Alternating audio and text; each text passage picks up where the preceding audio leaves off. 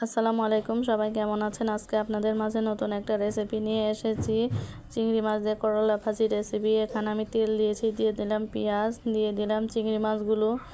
এখন আমি সবগুলোকে ভালো মতো ভেজে নেব।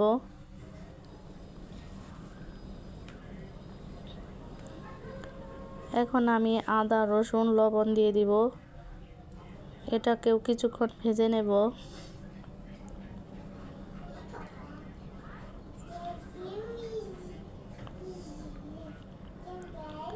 এখন আমি একটু পানি দিয়ে দেব। এখন আমি হলুদ, মরিচ, ধনিয়া দিয়ে দিব কাঁচা মরিচ। মশলাটাকে ভালো মতো কষিয়ে নেব।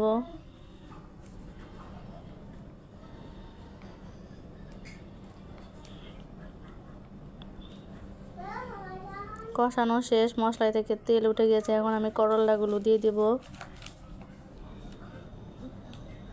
একটু পানি দিয়ে দেব সেদ্ধ হওয়ার জন্য।